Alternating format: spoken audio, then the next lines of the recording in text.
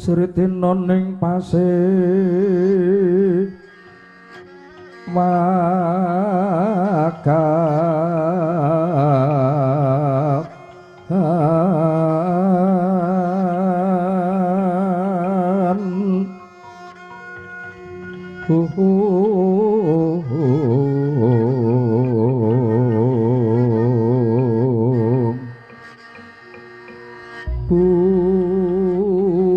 busana maneka warna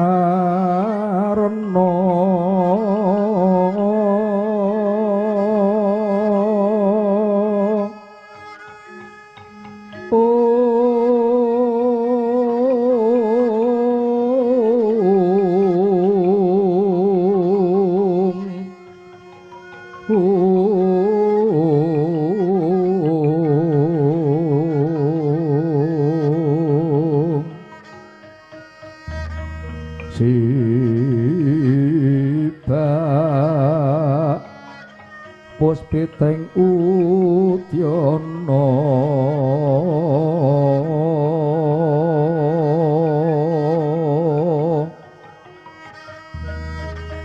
miyang pancragang sarwa rupma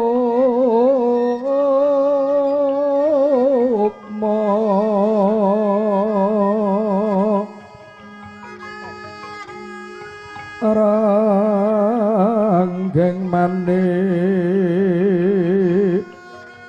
narawata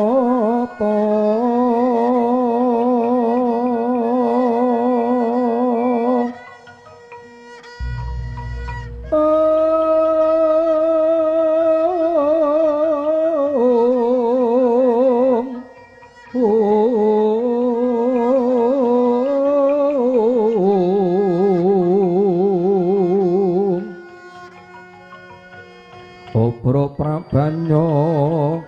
kang sumirat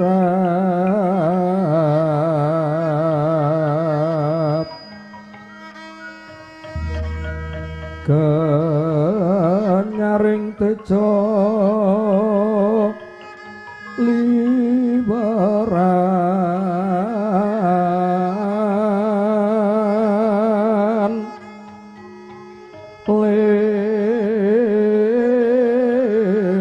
kilat sisiring tadi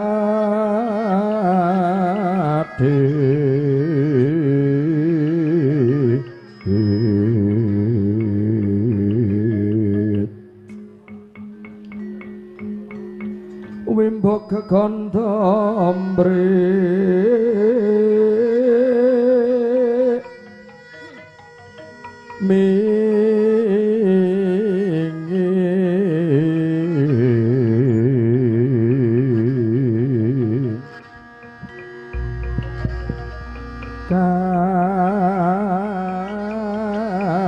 diuping maruta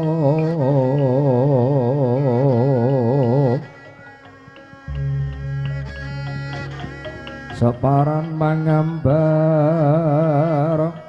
konggas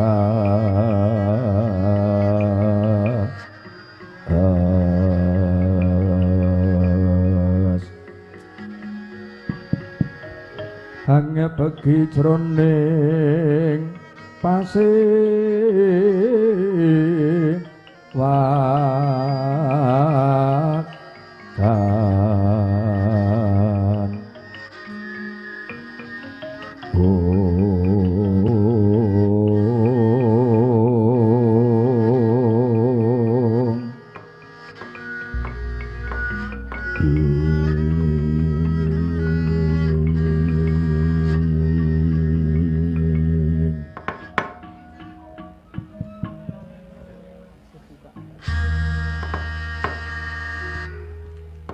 leng-leng rambyang ningkang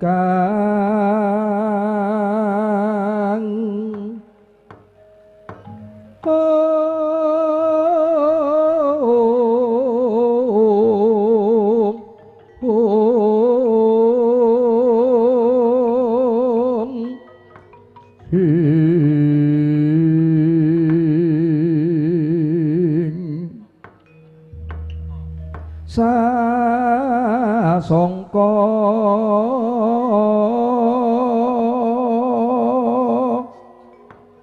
sasangka kang kumanyar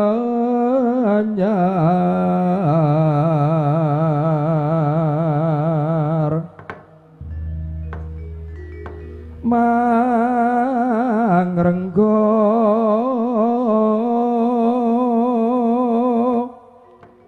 mangrenggaru huming puri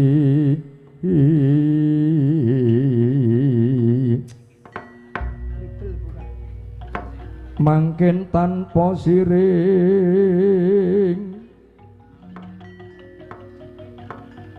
siring kalep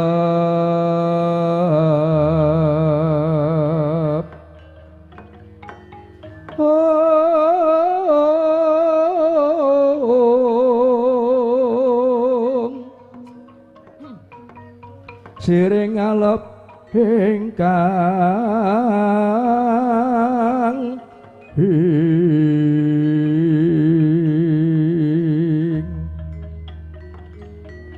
maslir muruping langit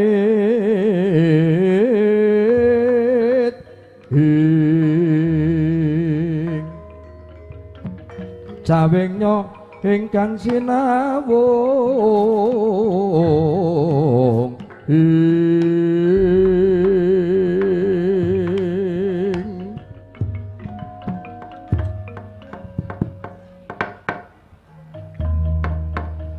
tidem jroning panangkilan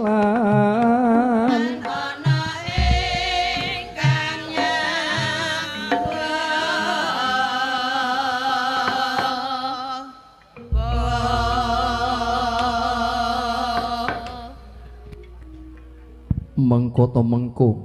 kabeh nayakaning praja apa dene kaya gagunggir puger apa dene tejaning rat ndak sawang pepak sinaruja sing padha ngadhep ana ngarsaning sun patih Danupaya durung watara suwe nggonmu ngadhep ngabiyantara ngarsaning sun padha kanthi Basuki nggonmu sowan Patih Danupaya kawula nuwun inggih Gusti kula dhuh tiyang agung nampi berkah pangestu paduka swanipun ngabdi ing kepatihan kula pun Patih Danupaya winantu ing karharjan lampah kula sinuwun lang rumiyin abdi kula nyaosaken sumengkeming pangabekti mawan tumugya konjuk sandhaping sampeyan dalem ingkang sinuwun susuhunan amangkurat agung kawula no ninggih wis ingsun tampa gawe mongkok lan bungah penggaling sun Patih Danupaya ora liwat puja lan pamuji kumaragake tampanana Patih Danupaya kalam tingkat tedhuk lingga murda kula tampi ngasta kula kekalih pinundi wonten mustaka kapetelaken ing jajara meketing wardaya amimbana jaya nur cahya Patih Danupaya iya nadan nggonmu ngadhep titiwanci dina iki ingsun durung bisa niti jejiban kang sira panggul sudaning bondo donya tambahing brana picis kang sarta undhak ing derajat lan pangkat Patih rening ana bab ingkang bakal tak babarake ana ing Sitinggil Binaturata mula aja kurang ing pamengku nggonmu sowan prayogakna Patih Danupaya prastawa timbalan dawuh paduka daya-daya ing abdi kepatihan amung tansah sendika lan ngestaken dawuh Gusti kula tiyang agung Patih Danupaya iya sartane anakku lanang nggir puger anakku bocah bagus anakku bocah sigit durung watara suwe nggonmu ngadhep ana ngarsaning pun bapa padha kanthi raharja nggir puger kawula nuwun inggih Kanjeng Rama bilih paduka kepareng miji dhateng sawanipun ingkang putra kula pun puger raharja nista lampah kula boten manggih rubeda setunggal menapa langkung rumiyin ingkang putra kula nyaosaken sumungkeming pangabekti mawan tumugya konjuk sandhaping pepodo mawan tu Kanjeng Rama. Iya nggih anakku puger wis ndak tampa gawe mongkok lan bungah penggaling sun nggonmu sowan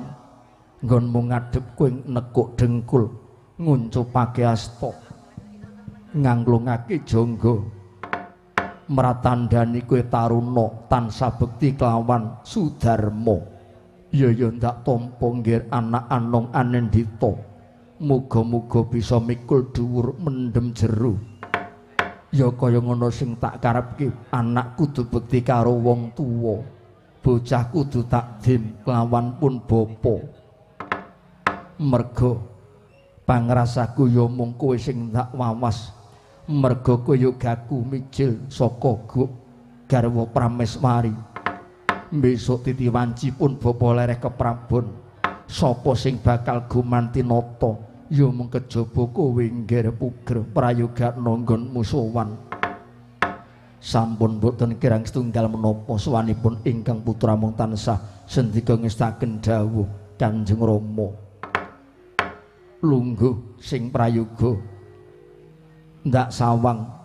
iki anakku lanang tejaning rat durung watara suwe nggonmu ngadhep ana ngarsanipun bapa padha kanthi becik nggir tejaning rat kawula nuwun inggih Kanjeng Rama nimbali dhateng ingkang putra kula pun tejaning rat raharjane sekala lampah kula boten manggih rubeda setunggal menapa langkung rumiyin ingkang putra kula nyaosaken sumengkeming pangabekti mawan tumugya konjuk sandhaping pepodo Kanjeng Rama. Ya wis ndak tampa nggir tejaning rat ora liwat pujolan pamujiku maragake tampanana kulup gorawalan pamundi kula paring pangestu paduka kula tamping asta kula kekalih kapetelaken ing jaja rumeketing wardaya mimbana jaya nur cahya tak suwun kanthi banget nggir tejaning rat kowe wujude bagus ning aja gemagus kowe digdaya sekti mandraguna nanging aja duweni watak gendung lan kumalungkung sumurupa ya nggir jroning urip ana jagat gumlar ora ana kang sifat langgeng buktine sing padhang bakal dadi peteng cilik dadi gedhe sing gedhe bakal dadi tuwa yen wis tuwa bakal bali murut kasidan jati mula kowe aja gendung aja kumalungkung luwe-luwe wujudmu bagus nanging aja kementhus aja gemagus nggih tejaning rat nuwun inggih saged kula Kanjeng Rama kepareng kula badhe mestuti sabda pangandikanipun paduka Kanjeng Rama ingkang rumentah dhateng ingkang putra kula pun tejaning rat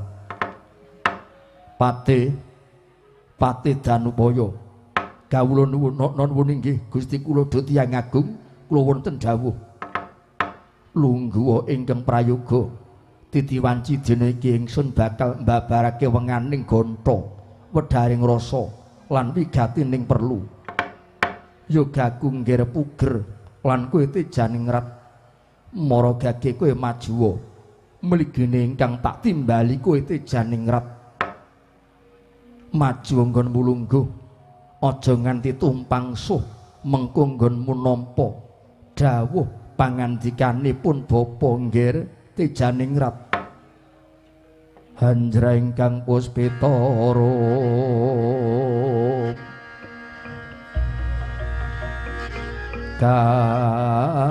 katiuping samirana mri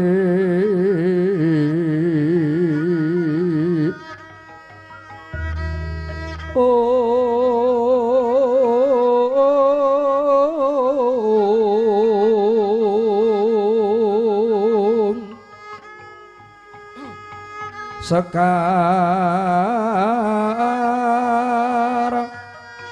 kadung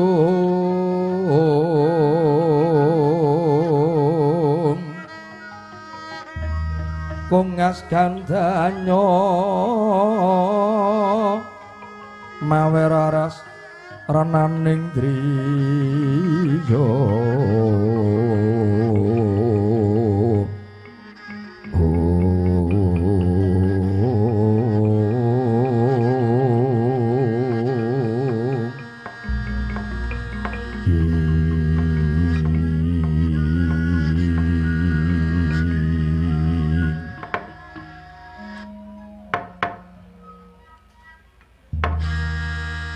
Nggih yoganipun bapa kula Tejaningrat persajan bae pun bapa nggone lenggah dampar keprabon wis ora kurang sawiji apa kawibawan kasantosan lan kaluhuran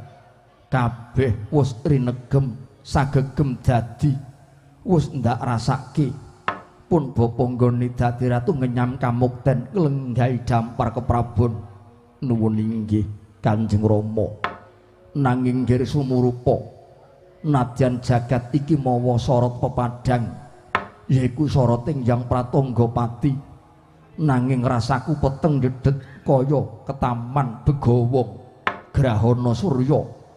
peteng dedet lelimengan pindha bangun kasaputing lebu dene ingkang anjalari pepeteng ing atiku ya pepeteng ing negara Mentaram ora ana liya kang disababake saka pakartimu nggih Tejaningrat nyuwun pangapunten Duh Kanjeng Rama dening sakmangke semunipun paduka paring duka dhateng ingkang putra kula pun Tejaningrat bab perkawis menapa tumuli paduka Kanjeng Rama kula aturi paring pertelan supados boten galak gangsul anggen kula nampi dawuh pangandika paduka Kanjeng Rama kowe aja selak kowe aja mukir Tejaningrat sawetara wektu kowe ndak sawang kowe sowan ana ing Surabaya ngadhep ana ngersane eyangmu ya paman Pekik ingkang rikala sampuna pawarta kang ndak tampa kowe nyedhaki Rara Hayi kamangka rikala jaman geger Surabaya eyangmu ya paman Pekik kang ndak sraya supaya nelukke negara Surabaya nyatane bisa unggul jurite satemah nampa triman putri bocah saka Kademangan yiku arane Rara Hayi nanging miturut palapurane abdi kang pinatakardi rina pantaranang wengi kuwi tansah cedhak kelawan Rara Hayi apa bener mengkono nggih Tejaningrat nuwun inggih menawi bab perkawis menika Kanjeng Rama yektosipun kasinggihan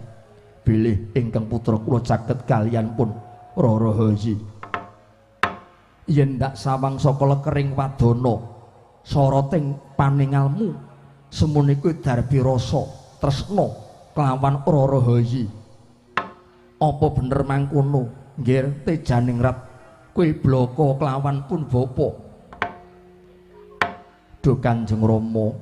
waleh-waleh menapa kepareng ingkang putra kula badhe munjuk atur lepati agung pangaksami paduka Kanjeng Rama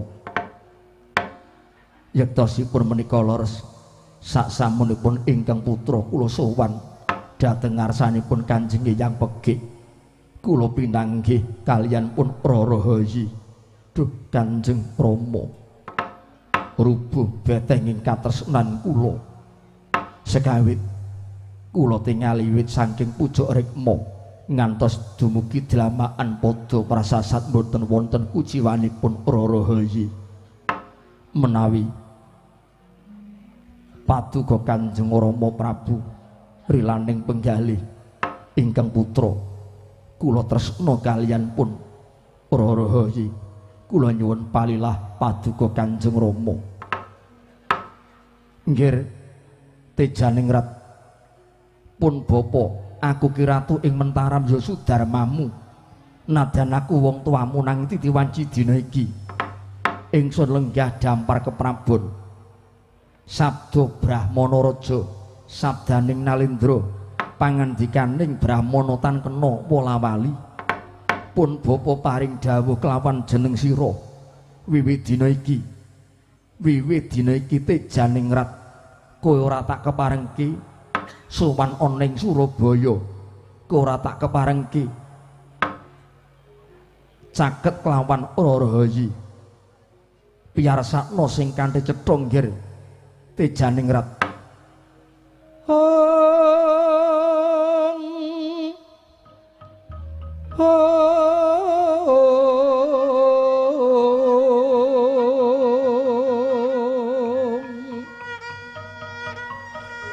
Suram-suram Dewangkara kingkin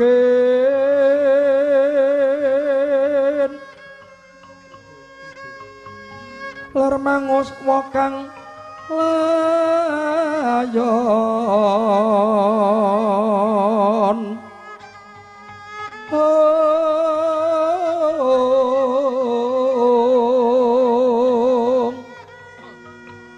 denya ilang memanisi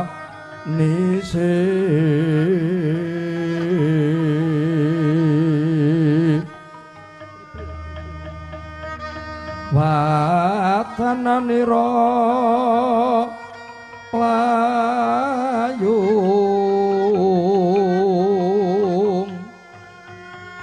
kumel kucemranyo naratani